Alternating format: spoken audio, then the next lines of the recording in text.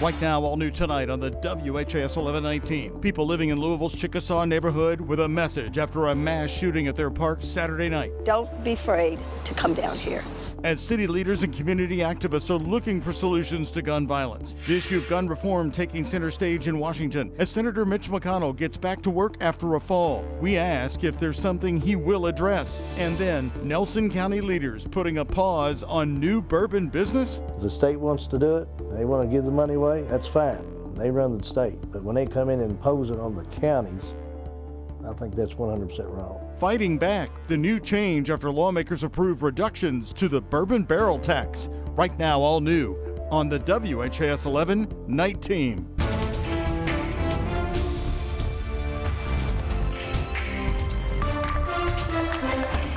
And hello, everyone. Thank you for joining us tonight on the WHAS 11 Night Team. I'm Doug Proffitt. It was 1 week ago today, last Monday, a gunman opened fire in the Old National Bank downtown, killing 5 people and injuring 8 more. In the 7 days since, police say they were called to 9 more homicides. That's 14 victims in the span of a week. One of those cases, another mass shooting. It happened Saturday night at Louisville's Chickasaw Park in West Louisville. That's where the WHAS 11 Night Team's Tom Lally and photojournalist Ian Hardwitt report changes are in the works to keep that park safe. But every time we have good weather, though, I always do good business, so that's a plus. Just south of the Chickasaw Loop, you'll find John Patterson 7 days a week. Like on Saturday, when he washed cars in the crowded park. It was a beautiful day, crowded. That night, around 9 p.m., shots were fired into the crowd, killing 17-year-old David Huff, 28-year-old Diaji Goodman, injuring 4 more, and sending hundreds running. That's right, we don't do that here. Rhonda Ramsey Finney would know. She's one of nearly 20 people writing the book on Chickasaw Park. We just thought Chickasaw Park was the biggest and the best thing in the world. This was a gathering place. It's just a wonderful park. A refuge is what I would call it. It's been that way since the 1920s, when the Olmsted firm designed it to be the largest park specifically for black people in Louisville. Through segregation, it served as a gathering place for black Louisville, and it stayed that way when the park desegregated in the 1950s. This park just has a tradition like none other. And we think that can continue for the next generation and generations to come. We just have to focus on it and work at that. After the shooting, Mayor Craig Greenberg came here to Chickasaw Park to talk with the people who enjoy it about how to keep it safe. And now his office tells me he's proposing additional funding for lighting here and at other parks so that people don't feel they're left in the dark.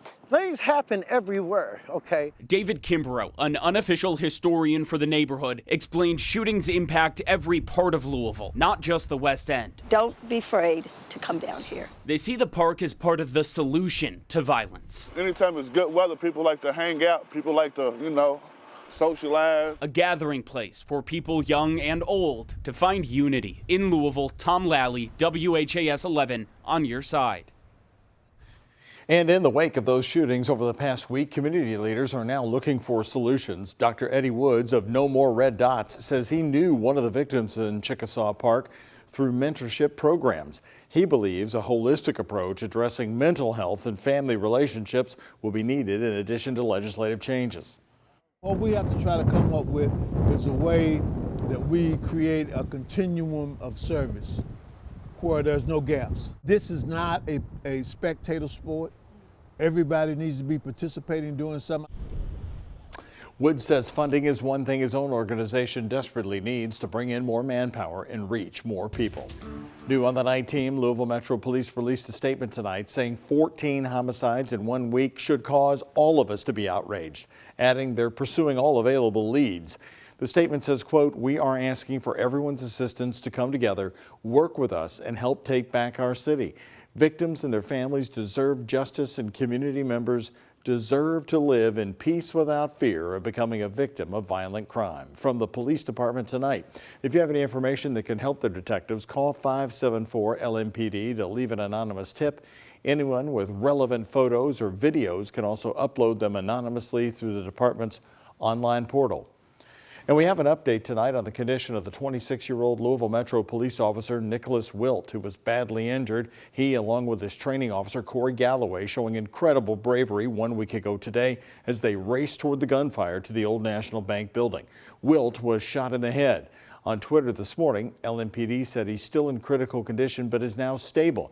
The department says his family sees and feels all of the love during this difficult time. And Churchill Downs today says it is discussing ideas to honor the mass shooting survivors and victims at the Kentucky Derby, but nothing has been finalized at this moment.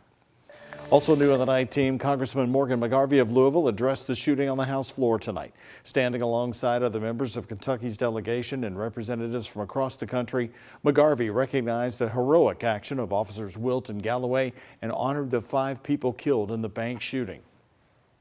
We lost our friends. Our community is hurting. We lost people who loved deeply, cared deeply, and had people who cared about them. People who made our community and our lives better, taken from us too soon.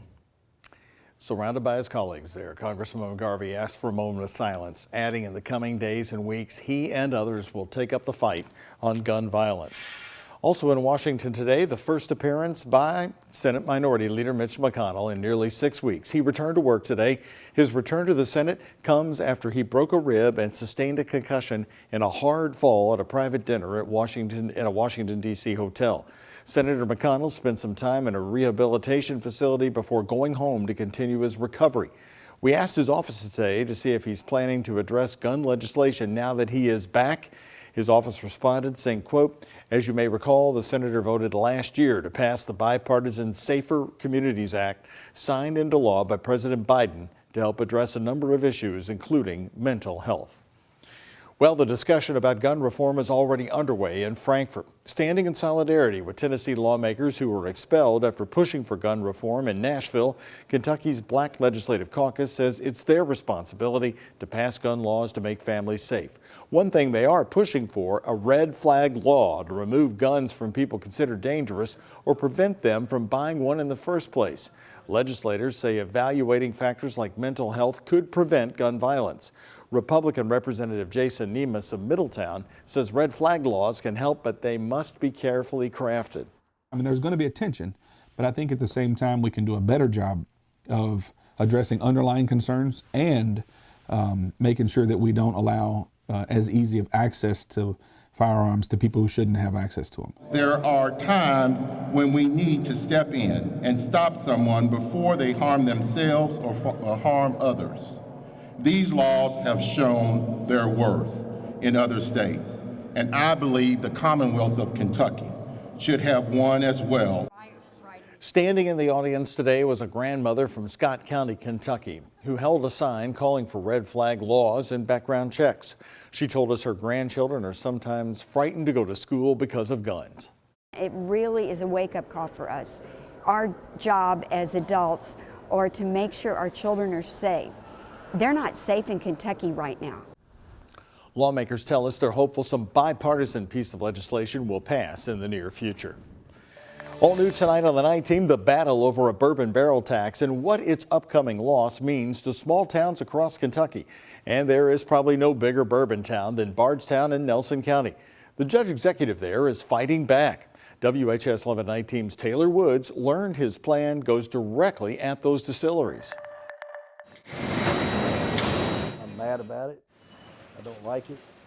Nelson County Executive Judge Tim Hutchins isn't backing down after Kentucky House Bill 5 phased out the longtime Bourbon Barrel Tax. Hutchins has a plan to fight back. It's a temporary moratorium on zoning compliance permits for distilleries and distilled spirits and so on. It means people will have a voice on what will be located around them in the future. Hutchins says it's prompted by past complaints from residents, a way to preserve more of the county's land instead of allowing more distilleries.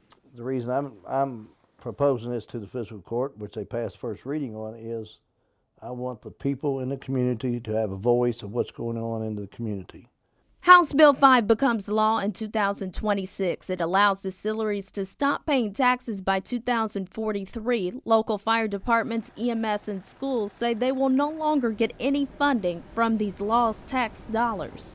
In a statement, the Kentucky Distillery Association said the final compromise reached in House Bill 5 strikes a fair balance by protecting funding for schools, fire departments, and EMS districts while giving local governments 20 years to plan and diversify their tax bases instead of relying on the ups and downs of a singular industry. But Judge Hutchins says this moratorium will ultimately provide a space for efficient companies to bring jobs instead of distilleries. To be allowed to recruit those companies come in here that's going to pay a decent job, it's my part, I think, as leadership to help provide some of those places for them to locate. Meetings about the issue were packed with EMS, fire departments, and school staff members. They all said it was too much revenue being taken away. The state was imposing or letting the distilleries basically write the bill, and they had, as far as I'm concerned, no concern for us. Hutchins says it's not fair and predicts taxes on residents will go up. In Bardstown, Taylor Woods, WHAS 11 Night Team on your side.